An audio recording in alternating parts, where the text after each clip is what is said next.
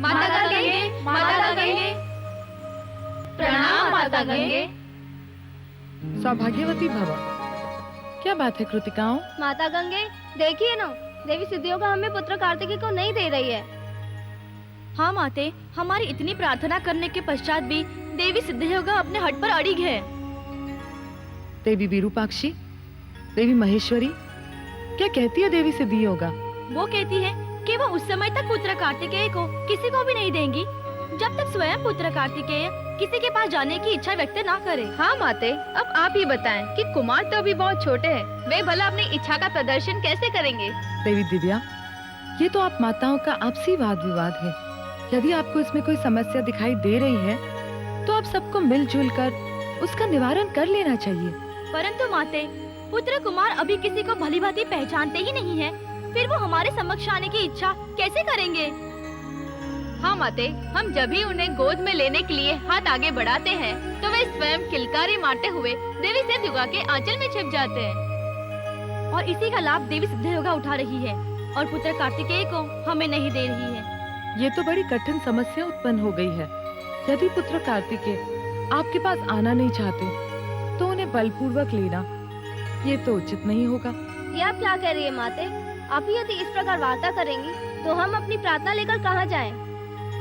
इसमें किसी से प्रार्थना करने का कोई अर्थ ही नहीं है देवियों। यदि पुत्र कुमार अपने आप को अपनी माता सिद्धियोगा के पास सुरक्षित समझते हैं तो इसमें कोई क्या कर सकता है? इसका अर्थ तो ये है, जो भाव देवी सिद्धियोगा की ममता में है वो भाव आप देवियों की ममता में नहीं। ऐसा न कहे माता, सत्यता ये नहीं है कि हमारी ममता के भाव में कहीं कमी है, अपितु जब से आपने कुमार को देवी सिद्धियोगा को सौंपा है तब से वे उन्हें अपने से एक पल के लिए भी विलग नहीं कर रही है। माता, जब तक वे हमें एक बार अवसर ही नहीं देंगी तब तक हम पुत्र कार्तिकेय पर अपनी ममता का सागर कैसे अर्पित करेंगे? ये तो अवश्य विचारणीय बात है। देवी महेश्वरी, आप शीघ्र ही जाके देवी सिद्धियोगा को ये संदेश दें कि हमने उनको स्मरण किया है। जो आज्ञा माते। वो स्वयं यहाँ उपस्थित हो गई है माते। प्रणाम माता गंगे। सौभाग्यवती भव। ये हम क्या सुन रहे हैं देवी सिद्धियोगा? क्या पुत्र कार्तिकेय को अपने से विलग न करने की हट लगाए हुए हैं? नहीं माता, इसमें ना तो हमारा कोई हट है और ना ही कोई दोष। जब पुत्र कार्तिकेय ही किसी के पास जाना नहीं चाहते तो इसमें हम क्या करें? लेकिन ये उचित नहीं है। पुत्र कार्तिकेय अभी नासमझ है। आप उसका अनुचित लाभ न उठाएं और स्मरण करें कि वचन के अनुसार पुत्र कार्तिकेय पर आप सबका बराबर का अधिकार है। क्षमा करें माता, भविष्य में ऐसी त्रुटि कभी नहीं होगी। स्नेह और ज्ञान को कभी भी बंधन में नहीं रखना चाहिए। आप जितना इन्हें प्रदान करेंगी उतना ही आनंद प्राप्त होगा। आप उचित कह रही है माता। देवियों, हमें क्षमा कर दो और ये लीजिए, अपने पुत्र का स्नेह आप भी प्राप्त कीजिए। कुमार, पुत्र कार्तिकेय, कार्तिकेय कितना प्यारा है। कार्तिकेय। देवी विजया, जब से देवाधिदेव महादेव ने शिशु कार्तिकेय का उत्तरदायित्व देवी गंगे को सौंप दिया है तब से माता पार्वती पुत्र वियोग की व्यथा सहन ही नहीं कर पा रही है, मौन रहने लगी है। अब सत्य कह रही है देवी जया, हमसे तो मातेश्वरी की ये दशा देखी ही नहीं जा रही। अपने कक्ष में निश्चप बैठी वो पुत्र कार्तिकेय के विषय में ही सदैव चिंतामग्न रहती है। हमने तो कई बार माता पार्वती को सरोवर किनारे बैठकर अश्रु बहाते हुए देखा है। पुत्र के वियोग की व्यथा अश्रुधारा बनकर सरोवर में विलीन होती रहती है। देवाधिदेव ने भी मातेश्वरी को बार बार समझाने का प्रयास किया कि पुत्र कार्तिकेय की सुरक्षा हेतु ही उन्हें आकाशगंगा भेजा गया है, परंतु वो बार बार पुत्र को बुलाने की इच्छा व्यक्त करती रहती है।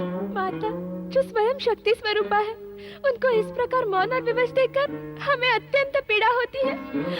उनको समझाना कठिन हो गया है देवी विजया।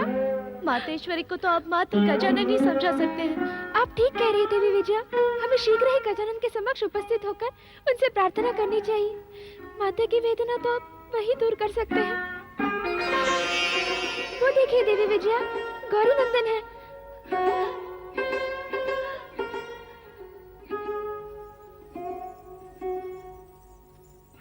वो देखिए देवी विजया।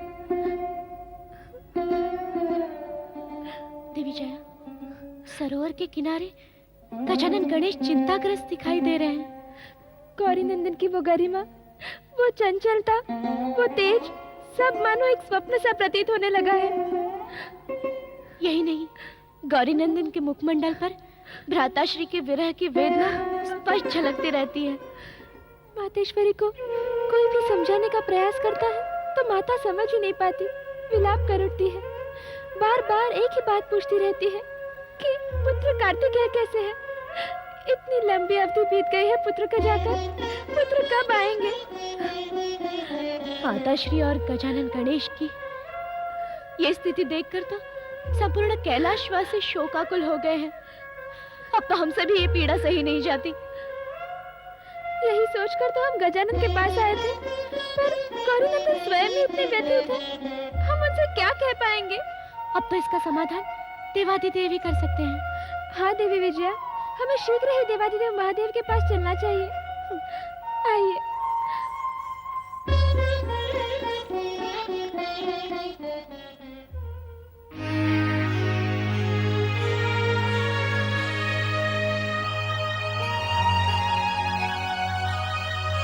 देवी जय विजय, देवी जय, देवी विजय। प्रणाम महामुनि, प्रणाम मुनिवर, प्रणाम नंदीश्वर। प्रणाम देवियों। देवियों, ऐसा प्रतीत हो रहा है कि आप किसी को ढूंढ रही हैं। आपके मुखमंडल पर चिंता और अशांति की रेखाएं स्पष्ट दिखाई दे रही हैं। आप सत्य कह रहे हैं मुनिवर, हमारी ये चिंता अकारण नहीं है। तो इसका कारण क्या है देवियों? कारण है भवन में कुमार की अनुपस्थिति। जब से कुमार भवन से चले गए हैं, भवन की शांति ही भंग हो गई है। मातेश्वरी तो कुमार को स्मरण करके दुखी हो उठती है, और गौरी नंदन बार बार कुमार को कैलाश पर लाने के लिए हट किया करते हैं, परंतु माताश्री और पिताश्री के दिए गए वचन का स्मरण होते ही उसका सम्मान करके मौन हो जाया करते हैं। आप सत्य कह रही हैं देवी, कुमार की अनुपस्थिति ने संपूर्ण कैलाश को आभाहीन बना दिया। हमें इसका समाधान ढूंढना ही पड़ेगा। इसका समाधान देवादिदेव महादेव ही निकालेंगे, इसलिए हमें अतिशीघ्र देवादिदेव महादेव के पास ही चलना चाहिए। आइए।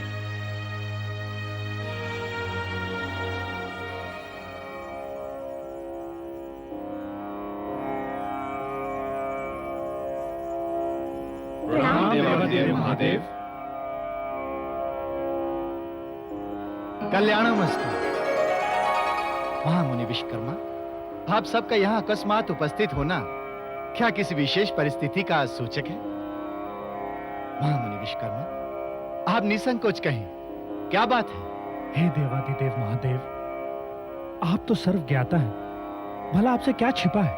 महामुनि, सर्वज्ञाता होने का ये अर्थ कदापि नहीं कि हम आपकी भावनाओं का सम्मान न करें। हम आपके मुख से सुनना चाहते हैं कि आप सबका यहाँ किस विषय पर चर्चा करने हेतु आगमन हुआ है।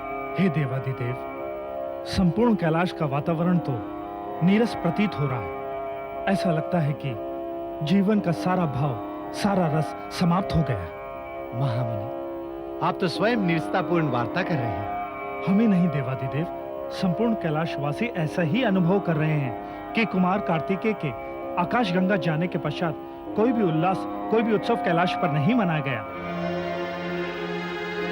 इतना ही नहीं, वरिष्ठ देवता गणों का भी कैलाश पर आना समाप्त हो गया है। हाँ देवादिदेव, कुमार के जाने के पश्चात आप तो समाधिस्थ हो गए, परंतु कुमार के आने की प्रतीक्षा में समस्त कैलाशवासियों के नेत्र पथरा गए।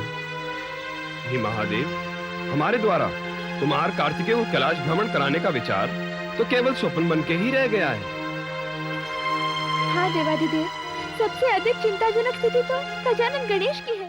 पुत्र गणेश और चिंताजनक स्थिति में? ये आप क्या कह रहे हैं देवी? हाँ देवादिदेव, बिना अपने प्रिय अनुज कार्तिकेय के तो गजानन का मन कहीं भी नहीं लगता। नहीं मातेश्वरी के समक्ष और नहीं भवन में, यहाँ तक के भवन के द्वार पर भी नहीं, जहाँ से उन्हें हटाना पहले असंभव प्रतीत हुआ करता था। क्या? तो पुत्र गणेश अपना समय कहाँ व्यतीत कर रहे हैं? सरोवर के किनारे देवादिदेव। सरोवर के किनारे? हाँ देवादिदेव, गजानन गणेश प्रहरों सरोवर के किनारे बैठे रहते हैं और अपने प्रिय अनुज के स्वप्निल प्रतिबिंब से वार्ता करते रहते हैं। ये क्या कह रही हैं आप देवी? हाँ देवादिदेव, वार्ता तो वे इसके पूर्व भी किया करते थे, किंतु उस वार्ता के अंतःकरण में प्रसन्नता थी, उल्लास था, जिसका स्थान अब निरस्ता एवं व्यग्रता ने ले लिया है। पुत्र गणेश, अपने प्रिय अनुज से मिलने के लिए इतने अधीर हैं, हमें इसका तनिक भी आभास नहीं था। गजानन गणेश ही नहीं देवादिदेव, इंद्र आदि देवताओं की अवस्था भी विचारणीय है। देवी सची के साथ शरणार्थियों के भांति जीवन व्यापन करना उनके लिए असहनीय प्रतीत हो रहा है। वे सदैव कुमार कार्तिकेय के आने की प्रतीक्षा में ध्यान मग्न रहते हैं। विघ्नेश्वर गणेश के उदास होते ही शिवगण तथा समस्त कैलाशवासी इस प्रकार हो गए हैं जैसे उनमें चेतना का वास कभी था ही नहीं। मातेश्वरी की स्थिति भी कम चिंताजनक नहीं है देवादिदेव। उन्हें क्या हुआ देवी जी? पुत्र कार्तिकेय का स्मरण करके वे अधीर हो उठती है। हाँ देवादिदेव, मातेश्वरी अपना अधिकाधिक समय आपकी उपासना में ही व्यतीत करती है, किंतु अकस्मात उनकी ममता उन्हें पुत्र कार्तिकेय का स्मरण करने के लिए विवश कर देती है। हाँ देवादिदेव, मातेश्वरी अधीरता के साथ कुमार के आगमन का समाचार पाना चाहती है, किंतु नकारात्मक उत्तर मिलने के पश्चात पुनः आपकी उपासना में लीन हो जाती है। हम देवी पार्वती की मनोस्थिति से भली भांति परिचित हैं। जगत कल्याण के लिए उनका त्याग प्रशंसनीय है। दो पुत्रों के होते हुए उन्होंने किसी भी पुत्र की किलकारी नहीं सुनी, उनकी बाल लीलाओं का आनंद नहीं उठाया। निश्चय ही एक माता के लिए इससे अधिक पीड़ादायक स्थिति नहीं हो सकती। हे देवादिदेव, आप कृपया अतिशीघ्र देवी पार्वती को स्थिति से उबारें तथा कैलाश वासियों को इस असहनीय नीरसता से छुटकारा दिलाएं। हाँ महामुनि विश्वकर्मा, इसके लिए हम शीघ्र ही देवी पार्वती से भेंट करेंगे।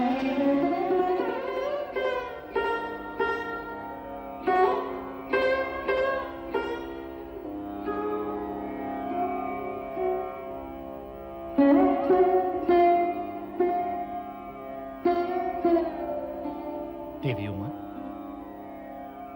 क्या बात है? आप तो पूर्णतया विचार मग्न हैं।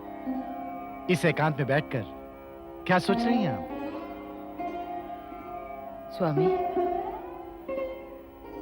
पुत्र कार्तिकेय के बिना कुछ भी अच्छा नहीं लगता। रह रहकर पुत्र का स्मरण हो आता है। हम समझ सकते हैं देवी। स्वामी, अब तो कितना समय व्यतीत हो चुका है। कृपया पुत्र कार्तिकेय को बुलवा लीजिए। अब तक तो कृतिकाएं भी मातृत्व सुख का आनंद ले चुकी होंगी। अवश्य देवी। स्वामी, आप सदैव हमारी बात का समर्थन करके रह जाते हैं और हमें सांत्वना देने लगते हैं। उधर पुत्र गणेश है, जब से कुमार को आकाश गंगा भेजा है, उन्हें हमारे समीप रहना अच्छा ही नहीं लगता। हम जानते हैं देवी, पुत्र गणेश कार्तिक से बहुत प्रेम करते हैं, इसी कारण उनमें ये परिवर्तन आए हुए हैं। परंतु कुमार की उत्पत्ति से पूर्व पुत्र गणेश को हमारे समीप रहना अच्छा लगता था। सदैव हमारी सुरक्षा के लिए चिंतित रहते थे, हमारी प्रसन्नता को बनाए रखने के लिए तत्पर रहा करते थे। देवी, पुत्र गणेश को प्रिय अनुज से इतनी शीघ्र विछोह का अनुमान नहीं था।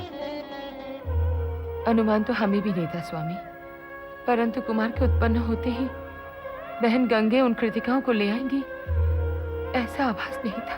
देवी, जो समय व्यतीत हो चुका है उसके लिए बार बार व्यतीत होने से क्या लाभ? स्वामी, पुत्र कार्तिकेय के बिना समय किस प्रकार व्यतीत हो रहा है, इसका तनिक भी आभास है आपको? पता नहीं हमारे बिना कुमार का जीवन यापन किस प्रकार हो रहा है। आप पुत्र कुमार के पालन पोषण की कदापि चिंता ना करें देवी।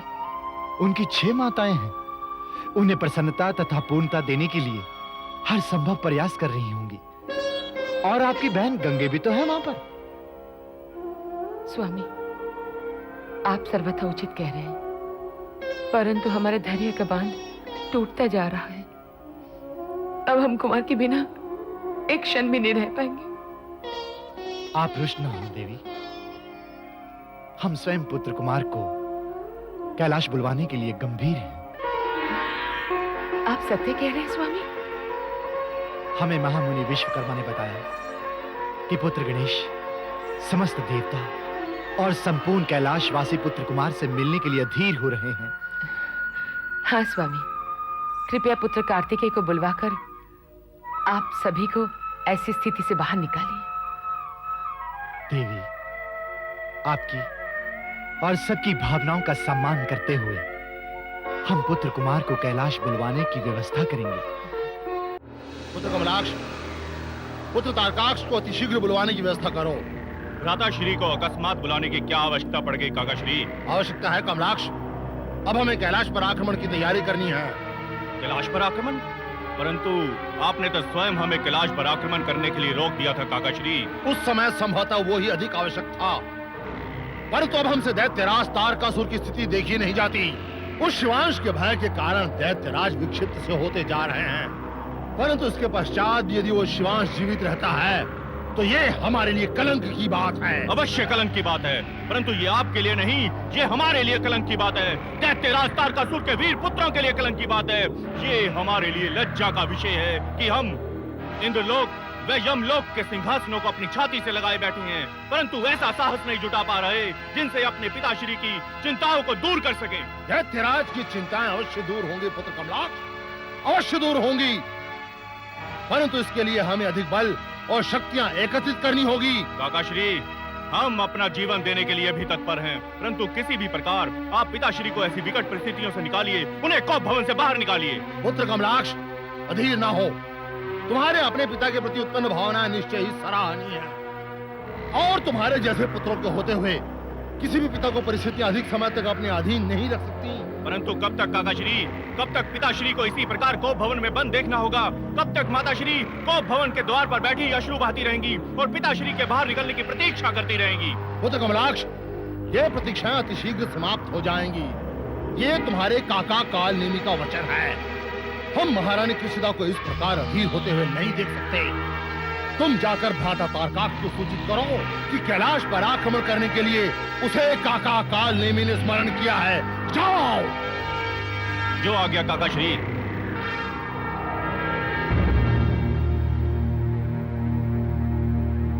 प्रणाम भ्राताश्री। आयुष्मान रहिए। आइए भ्राता कमलाक्ष, आइए। आपको अकस्मात हमारे समक्ष देखकर हमें हर्ष के साथ साथ आश्चर्य भी हो रहा है। कहिए भ्राता कमलाक्ष, सब कुशल तो है ना? कुछ भी कुशल नहीं है भ्राताश्री, कुछ भी कुशल नहीं है। आपको तो ज्ञात ही होगा कि शिवांश के भय से पिताश्री कोप भवन में चले गए हैं और माताश्री किसी भी प्रकार की अनहोनी की प्रतीक्षा कर रही हैं। ये आप क्या कह रहे कमलाक्ष? ये संपूर्ण असुर साम्राज्य के लिए अपमानजनक है। पिताश्री के विषय में ऐसी बातें सोचना भी अनुचित है। अनुचित परंतु सत्य यही है भ्राताश्री। तुम्हें स्मरण नहीं है कि पिताश्री को ब्रह्मदेव से अमरत्व का वरदान प्राप्त है कमलाक्ष? वरदान तो स्मरण है, परंतु ये आपको स्मरण नहीं भ्राताश्री कि शिवांश द्वारा ही पिताश्री का वध होने वाला है। कमलाक्ष, आपको लज्जा आनी चाहिए ऐसी बातें करते हुए। जिस महाप्रतापी दैत्यराज के हमारे जैसे वीर बलशाली पुत्र हो, मृत्यु उसके समीप आने का दुस्साहस भी नहीं कर सकते। मृत्यु समीप आ चुकी है भ्राताश्री, शिवांश उत्पन्न हो चुका है। यदि ये सत्य है तो हम पल भर में उसका शीश उसके दर से अलग कर देंगे, किंतु पिताश्री पर आंच नहीं आने देंगे। परंतु आश्चर्य ये है कि जिनकी एक ललकार से तीनों लोग भयभीत हो उठते थे, वो अकस्मात स्वयं भयभीत कैसे हो उठे हैं? हम तो स्वयं आश्चर्यचकित हैं भ्राताश्री कि पिताश्री एक नन्हे शिशु से भयभीत क्यों हैं और माताश्री शिवांश का नाम सुनते ही आतंकित क्यों हो जाती हैं? इसके पूर्व कि अब और कोई अनहोनी घटित हो, हमें उस शिवांश को मृत्यु के सम्मुख पहुंचा देना चाहिए। संभवतः यही एक उपाय है कि हम पिताश्री का भय दूर कर सकते हैं और पिताश्री कोप भवन से बाहर आ सकते हैं। हमें शीघ्र ही अपनी रणनीति तैयार करनी चाहिए कमलाक्ष। भ्राताश्री, रणनीति की संरचना हेतु पिताश्री की अनुपस्थिति में काकाश्री ने आपको स्मरण किया है। हमें शीघ्र ही प्रस्थान करना चाहिए। चलो। पुत्र तारकाक्ष, हमें शीघ्र ही कैलाश पर आक्रमण कर देना चाहिए। हम स्वयं इसके लिए कब से लालायित थे काकाश्री। हम प्रतिक्षण पिताश्री के आदेश की प्रतीक्षा कर रहे थे, परंतु इतना समय व्यतीत हो जाने पर भी पिताश्री का कोई आदेश नहीं आया और ना ही आपने भी स्मरण किया। पुत्र तारकाक्ष, हम स्वयं काल के चक्र को भांपने के लिए समय के व्यतीत होने की प्रतीक्षा कर रहे थे, परंतु शिवांश के भय से दैत्यराज तारकासुर अभी तक जो भयभीत हैं, ये हमारी समझ से परे है। हाँ काकाश्री, यदि शिवांश पिताश्री की मृत्यु का कारण था या शिवांश उतना बलशाली होता जितना बताया गया था, तब देवताओं ने शिवांश के साथ आक्रमण करके पिताश्री का अनिष्ट करने की चेष्टा क्यों नहीं की? या इंद्रलोक और यमलोक पर आक्रमण करके अपने अधीन क्यों नहीं कर लिया? इसका भी एक कारण है पुत्र। इसका क्या कारण हो सकता है काकाश्री? तारकाक्ष, इसका कारण है शिवांश का कैलाश पर ना होना। क्या शिवांश कैलाश पर नहीं है? तब कहाँ है? शिवांश कहाँ है ये तो हमें ज्ञात नहीं, परंतु गुप्तचरों की सूचनाओं के अनुसार शिवांश का नामकरण करने के पश्चात उसे कैलाश से कहीं बाहर भेज दिया गया था। परंतु कहाँ काकाश्री? क्या हमारे गुप्तचरों ने सूचना नहीं दी कि उसे कौन लेकर गया है? गुप्तचरों का कहना है कि उन्होंने अंतिम बार कुमार को 6 कृतिकाओं के साथ देखा था, परंतु इसके पश्चात कुमार कहाँ अदृश्य हो गया ये किसी को ज्ञात नहीं। इतना समय व्यतीत हो गया, क्या हमारे गुप्तचर इतना भी पता नहीं लगा पाए कि शिवांश को कहाँ छिपाया गया है? हम पूछते काकाश्री कि क्या शिवांश रसातल में चला गया या आकाश में विलीन हो गया? हमें तो अब संशय होने लगा है कि शिवांश उत्पन्न भी हुआ है या नहीं। नहीं पुत्र तारकाक्ष, शिवांश उत्पन्न हुआ था ये पूर्णतः सत्य है, परंतु शिवांश के उत्पन्न होने के पश्चात उसे कहीं छिपाया गया है ये भी सत्य है। काकाश्री, एक बात समझ में नहीं आ रही कि शिवांश के उत्पन्न के पश्चात उसे छिपाने की आवश्यकता क्यों हुई?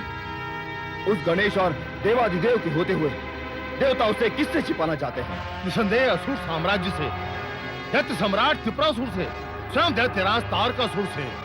उन देवताओं को भय है कि कहीं दैत्यराज तारकासुर अपने मृत्यु के भय से उस शिवांश का अनिष्ट ना कर दे।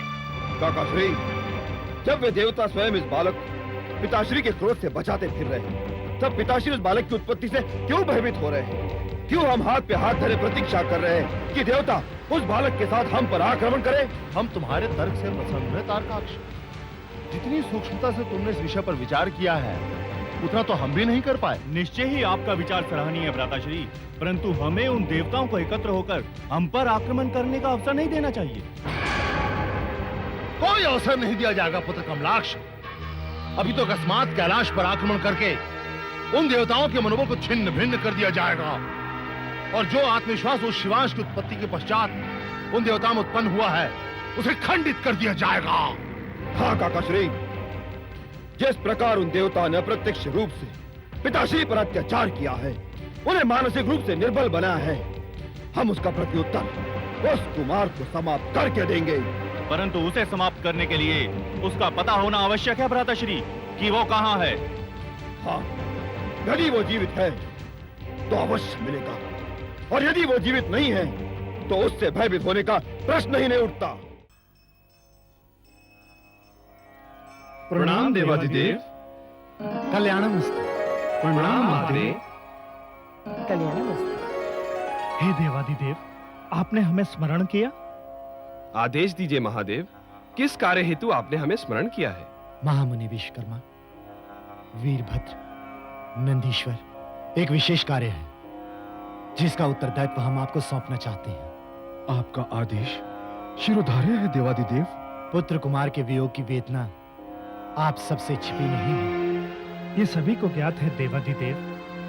जब से प्रिय कुमार देवी गंगा के पास गए हैं, तब से माता पार्वती तथा संपूर्ण कैलाश को प्रिय कुमार के वियोग की पीड़ा आहत कर रही है। पीड़ा की इसी पराकाष्ठा को देखकर हमने ये विचार किया है कि पुत्र कुमार को यहाँ बुला लिया जाए। नंदीश्वर, आप शीघ्र आकाश गंगा जाएं और देवी गंगा से भेंट करें और उनसे निवेदन करें कि हमने पुत्र कुमार को यहाँ बुलाया है। अहो भाग्य महादेव, जो आपने हमें इतने महत्वपूर्ण कार्य के उपयुक्त समझा है। क्या हमें अकेले जाना होगा महादेव? नहीं नंदीश्वर, वीरभद्र आपके साथ जाएंगे। वीरभद्र, कृपया आप इनके साथ चले जाएं और पुत्र कुमार को कुशलता पूर्वक यहाँ लेकर आए। पुत्र कुमार की सुरक्षा का उत्तरदायित्व हम आपको सौंपना चाहते हैं। देवाधिदेव, आपके द्वारा दिए गए कार्य को पूर्ण करने में सृष्टि की कोई भी शक्ति बाधा नहीं डाल सकती, ये हमारा वचन है। हमें आपसे ऐसी ही आशा थी मुनिवर वीरभद्र। हमारा आशीर्वाद है कि विकट परिस्थितियों में हमारी शक्ति का संचार रहेगा आप में। इस आशीर्वाद के लिए हम सदैव आपके आभारी रहेंगे माते। और हमारे लिए क्या आदेश है माता? क्या हमें भी मुनिवर और नंदीश्वर के साथ जाना होगा? नहीं महामुनि विश्वकर्मा, आपको हम 2 विशेष कार्य सौंप रहे हैं। आदेश दीजिए देवादिदेव। आप वीरभद्र और नंदीश्वर की आकाश गंगा जाने की ऐसी व्यवस्था करें जिससे शीघ्र अतिशीघ्र पुत्र कुमार कैलाश पर पहुंच जाए। आपके आदेश का पालन होगा देवादिदेव।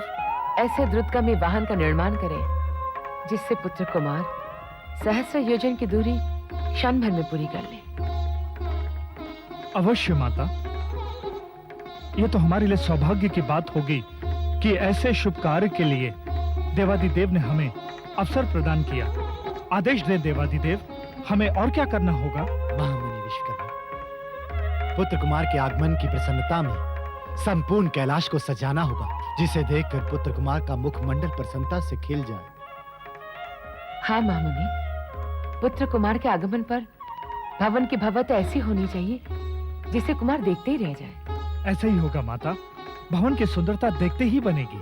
महामुनि विश्वकर्मा, वीरभद्र और नंदीश्वर के जाने की शीघ्र व्यवस्था करें। जैसी आपकी आज्ञा देवादिदेव। प्रणाम देवादिदेव। प्रणाम माता पार्वती। आयुष्मान।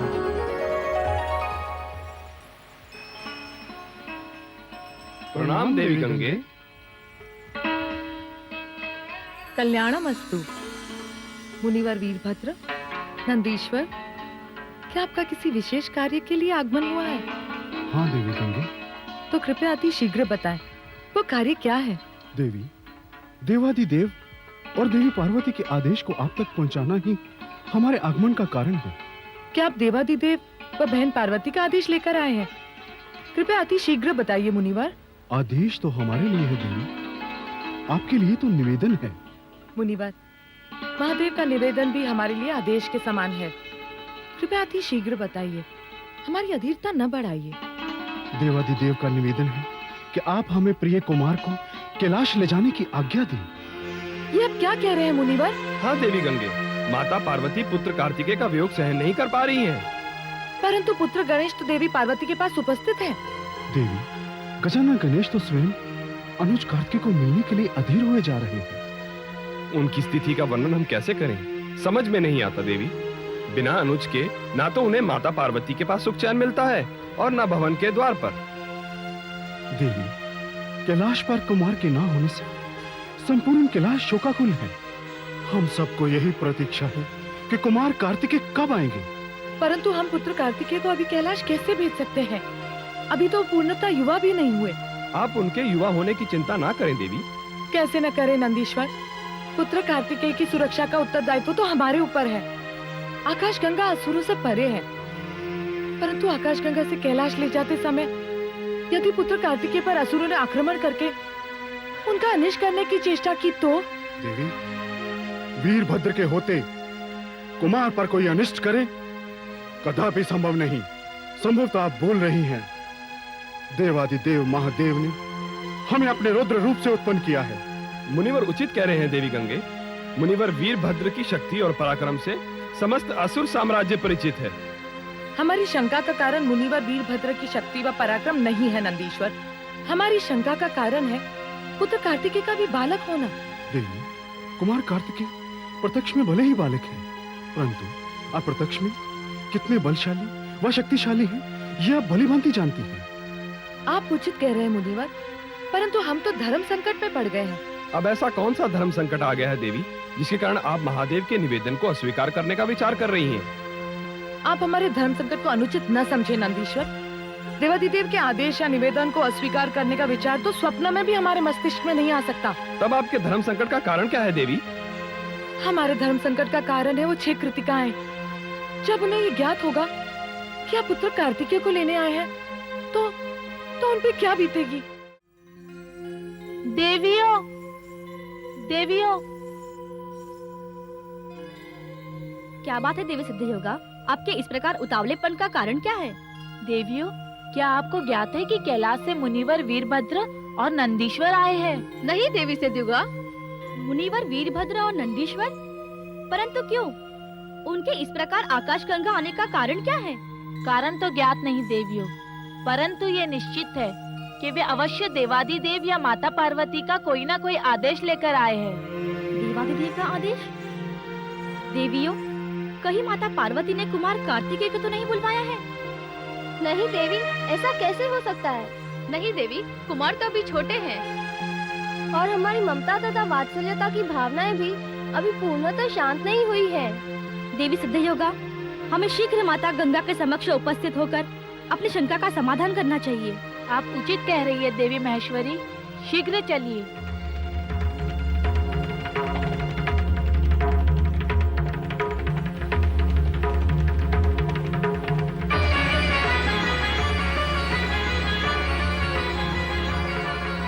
प्रणाम माता गंगे। सौभाग्यवती भव। प्रणाम मुनिवर वीरभद्र। कल्याणमस्तु। प्रणाम नंदीश्वर। कल्याणमस्तु। आइए देवियों, अच्छा वो आप स्वयं ही यहाँ आ गई, अन्यथा हम आपको बुलवाने ही वाले थे। आज्ञा दीजिए माता, आप किस कारण बुलवाना चाहती थी?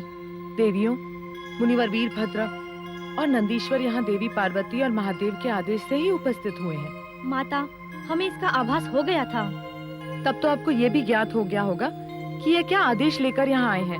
नहीं देवी, अपितु हम सब यही ज्ञात करने के लिए आपके समक्ष उपस्थित हुए हैं। कृपया शीघ्र बताएं कि ये क्या आदेश लाए हैं। देवियों, देवादिदेव और देवी पार्वती ने पुत्र कार्तिकेय को कैलाश ले जाने का आदेश दिया है। ये कैसे हो सकता है माता? हाँ माता, पुत्र कुमार तो अभी बालक है। माता, उनकी अभी आकाश गंगा में ठहरने की अवधि पूर्ण कहाँ हुई है? देवियों, पुत्र कुमार को सौंपते समय कोई समय निश्चित नहीं किया गया था। पुत्र कुमार से आपको मातृत्व सुख की प्राप्ति हो, इसी कारण पुत्र कुमार आपको सौंपे गए थे। क्षमा चाहते हैं माता, परंतु अभी तो पूर्णतः मातृत्व सुख की प्राप्ति भी हम सबको नहीं हो पाई है। देवियों, एक माँ की मातृत्व सुख की अभिलाषा कभी भी पूर्ण नहीं हो सकती। संपूर्ण सृष्टि में यही कैसा भाव है जो अतृप्त रह जाता है। एक माता के लिए पुत्र सदैव पुत्र ही रहता है, भले ही वह पुत्र वृद्धावस्था को क्यों न प्राप्त हो जाए। देवियों, मुनिवर उचित कह रहे हैं। वात्सल्यता एक ऐसा भाव है जिसे जितना प्रदान करो उतना ही बढ़ता है।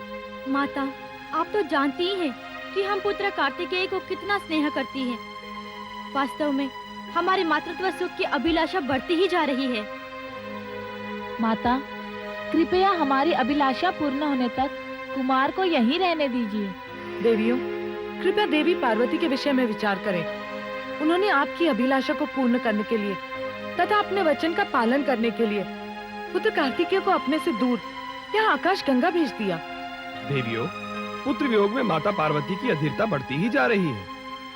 देवियों, आपको तो प्रसन्न होना चाहिए कि सर्वशक्तिमान देवादिदेव महादेव व देवी पार्वती के प्रिय पुत्र की माता बनने का शुभ अवसर आप देवियों को प्राप्त हुआ। अतः आप देवियों को उनका धन्यवाद देते हुए उनके प्रिय पुत्र को उन्हें लौटा देना चाहिए। आप उचित कह रही है माता। देवी गंगे, आपके साथ कुमार कार्तिकेय की 6 माताएं यहाँ उपस्थित हैं, परंतु हमारे कुमार कार्तिकेय कहीं दिखाई नहीं दे रहे। माता श्री,